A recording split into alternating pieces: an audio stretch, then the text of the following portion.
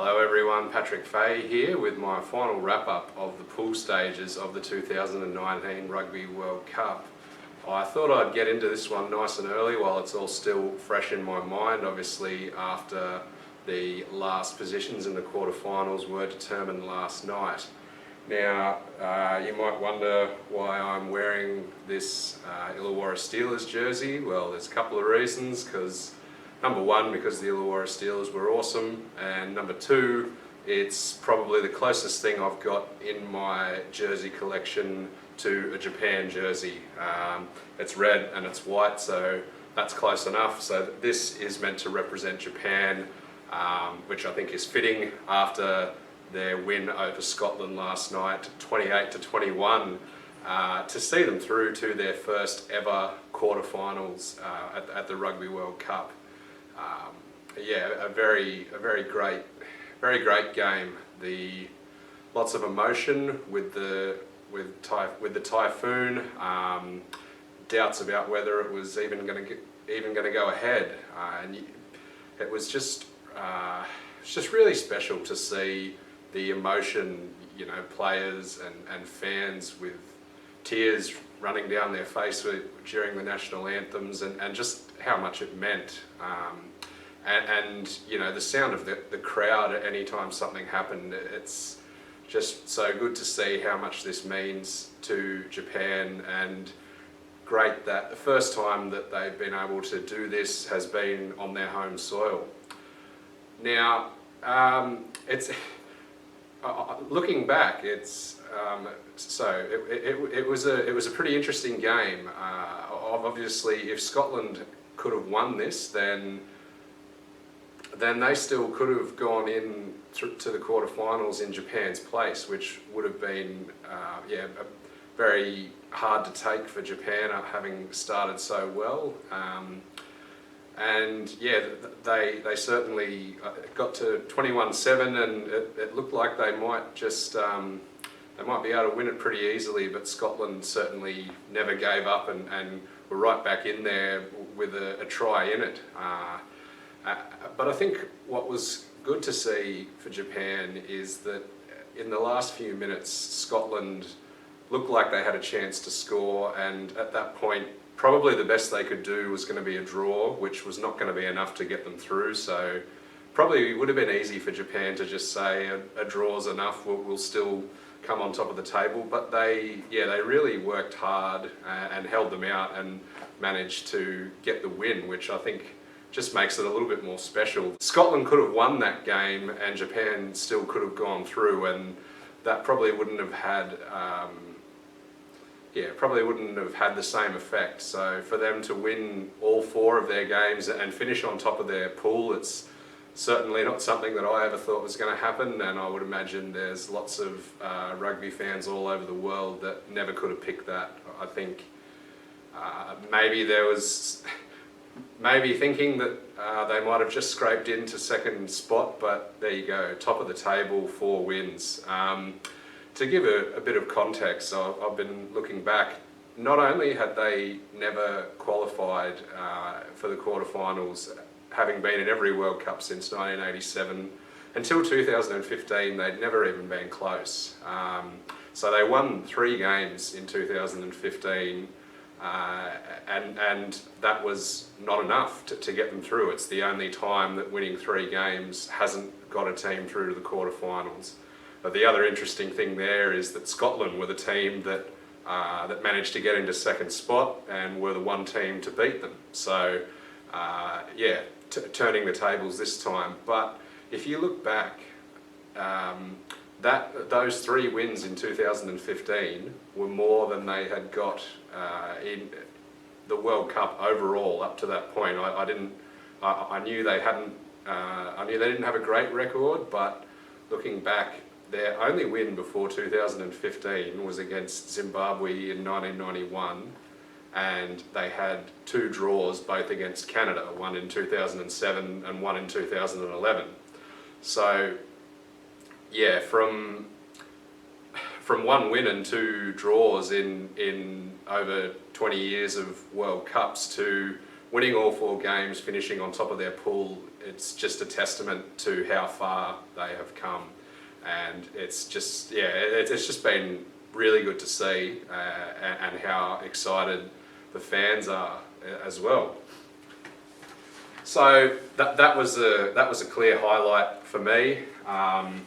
Obviously, having a look at some of the other games, I realise I forgot to speak about this one in my last video. We had the USA and Tonga playing off the final game in Group C. Now, this was, I guess this was an important match for both teams, because it was a chance for one of them to finally get a win on the board. That turned out to be Tonga, but not a bad effort from the USA there. Pretty close game, and a good way for Tonga to finish off their tournament. I thought really unfortunate that the Namibia and Canada game was cancelled. So that was the same situation as USA Tonga. There was, it was a chance for one of them to get a win, basically. And after being pretty well beaten in all their games up to that point, would have been something positive for them. But just unfortunately, that didn't happen. So a draw there, and I think due to a better points difference, Namibia actually finishing ahead of Canada, but I'm sure they would have liked to have actually been able to go out there and get a win. But look, as I said, you can't rely on the weather, and what we've seen in the last few days, you can understand why these games have not gone ahead. There's been lots of damage and sadly loss of life, and I think at the end of it,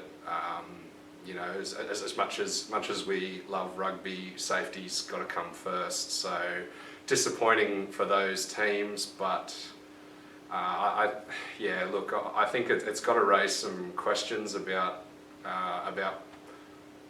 contingency plans in the future, but I'm just not sure what else they could have done.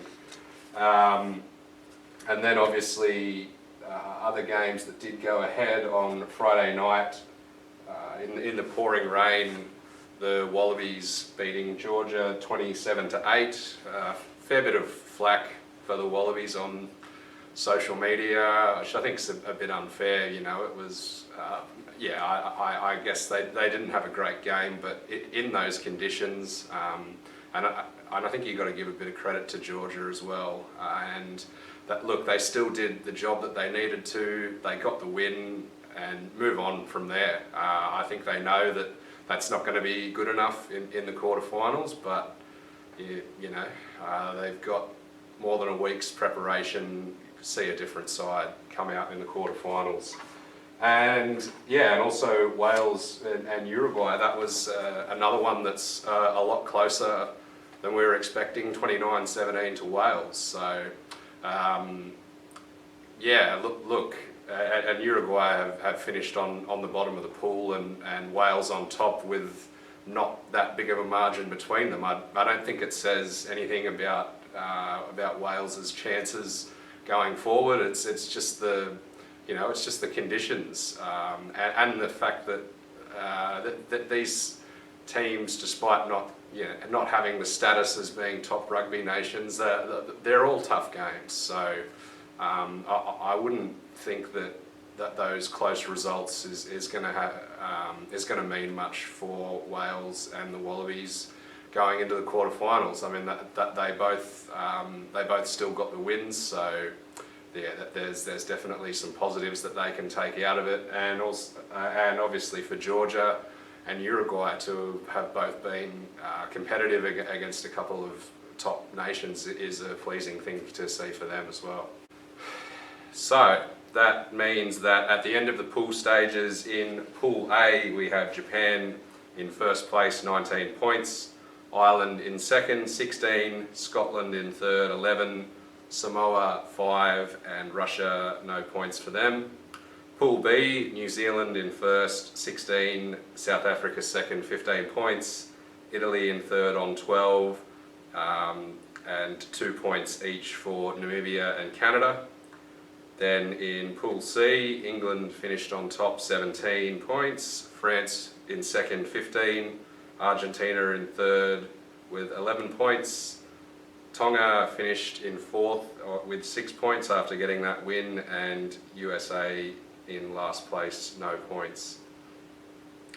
And then in Pool D, Wales on top, 19 points, Australia in second, 16, Fiji in third, 7 points, Georgia fourth with 5 points, and Uruguay in fifth with 4 points.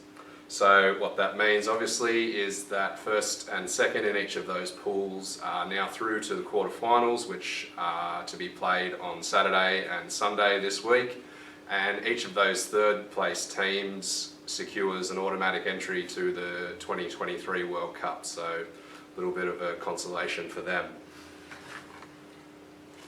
Now that means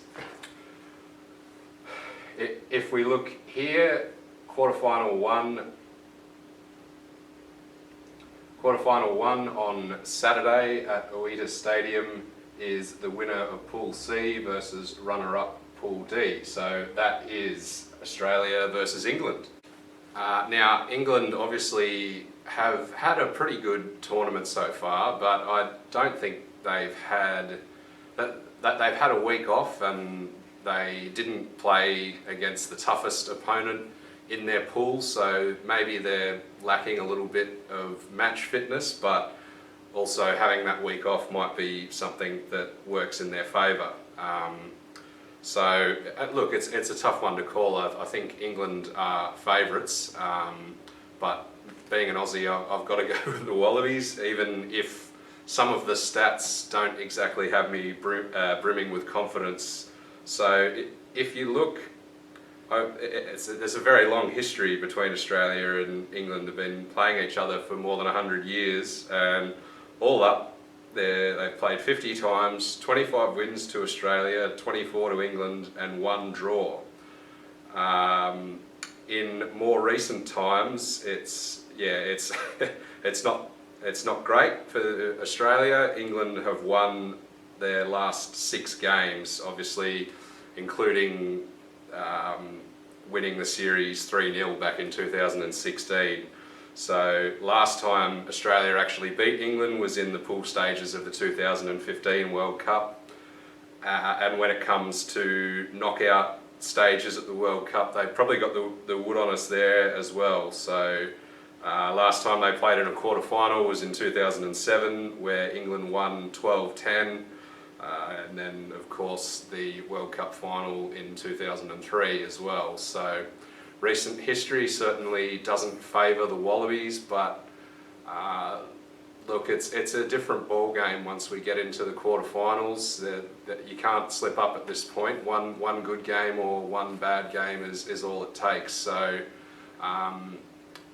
yeah, look, I think we've just got to believe that the Wallabies can win this one. I think it's a better situation than if they were maybe playing against New Zealand or South Africa. So yeah, they probably won't mind too much having to play against England, and should be a good game. So I think could definitely go either way, and my heart obviously says Wallabies, but you know, the critics probably say England's. But I think either way, going to be a close game and really interesting to see what happens.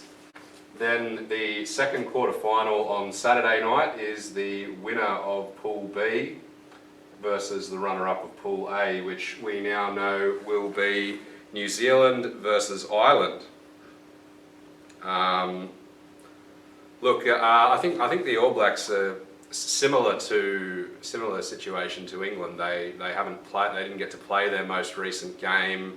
They had a couple of big wins over lesser opposition, and their only real test so far has come in that opening game against South Africa. Again, whether having some time off is a help or a hindrance, we'll just have to wait and see.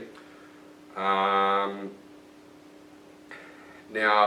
looking in the history of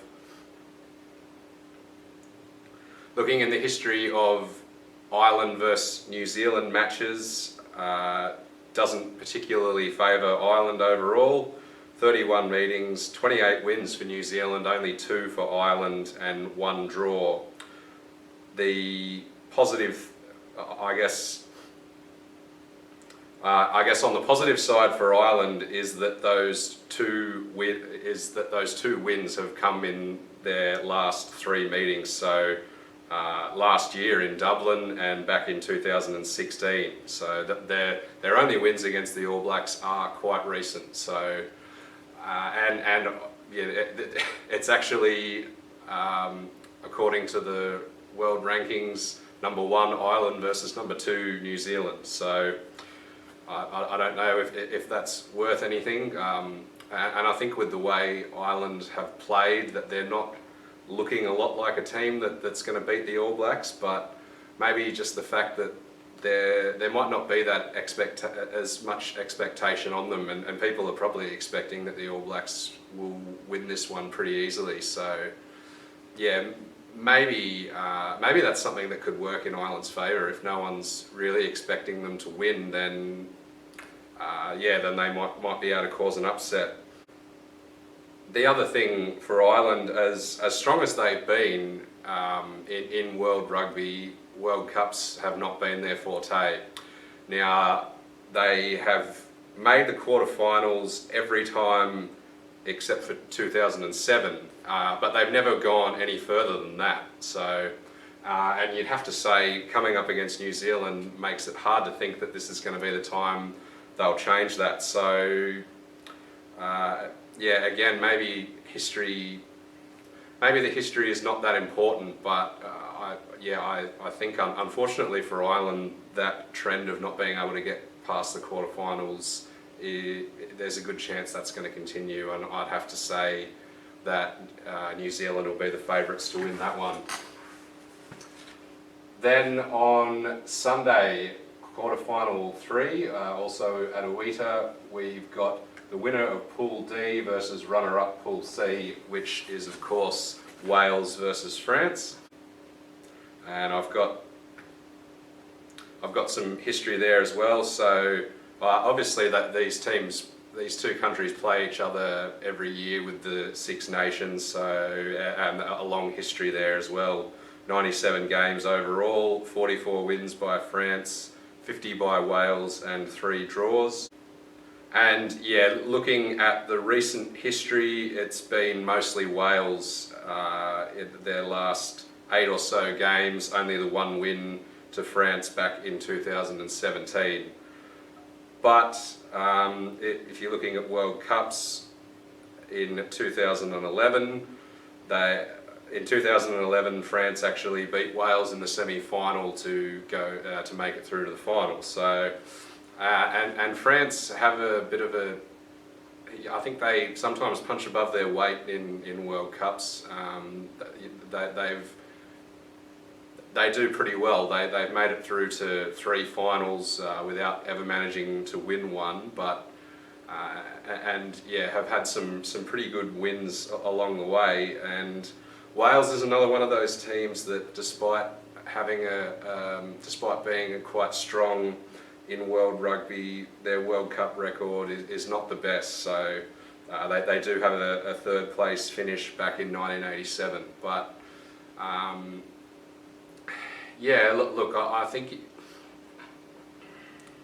you'd have to say that Wales will be the favourites here, but it's by no means a foregone conclusion. So a bit interesting to see what happens. I just think that Wales have been a bit more dominant. France, we didn't get to see them play England, so not too sure. But some close games, only just beating Argentina and Tonga, so yeah, probably not as convincing as Wales have been in the pool stages. So that, I think that could be something that works in Wales's favour. So I'll go for Wales in that one. And then our 4th quarter final on Sunday in Yokohama is in Tokyo, is the winner of Pool A, which is Japan, versus the runner-up Pool B, South Africa. So finally Japan playing in a quarter-final game against South Africa. Now, I will say that what Japan has already done is a massive achievement for Japanese rugby, and whatever happens from here, I think that's something that they're going to remember, and they deserve a lot of credit, and it's already a great achievement. And even if they don't go any further, they've been a success story just from what they've done in the pool stages. So I think whatever happens, they can be proud of what they've done. I haven't really been tipping Japan, but they've just managed to keep winning. They haven't been winning by big margins, and they've really had to grind out some of them. And like the win over Scotland, people saying that was already like a finals performance. So that they've really had to work very hard. Despite finishing on top of their pool, it was not until sort of right at the end of that last game that they were even guaranteed to go through. And South Africa, despite finishing second, have had a bit of an easier run. So did have that loss to the All Blacks at the start, but then some pretty convincing wins over Canada, Namibia and Italy. So apart from that one loss to New Zealand, they've been looking quite strong. This is another one where my heart would say Japan, but more realistically it could be South Africa. But as we know, you've only got to go back to 2015 to know that Japan are capable of beating South Africa. And if you're looking at the history, surprisingly, they've only ever played twice, and one of them obviously being in the last World Cup. So you've had one win to each. So not much history to look back on, other than that famous win in Brighton in 2015. It's obviously a very different setting. That was their opening pool game. This is a World Cup quarter-final, but they just seem to keep finding ways to get it done. So I think whatever happens, that'll be a close game. Would really love to see Japan win, but just have a feeling it could be South Africa, just with the strength of their side and their experience getting the win there.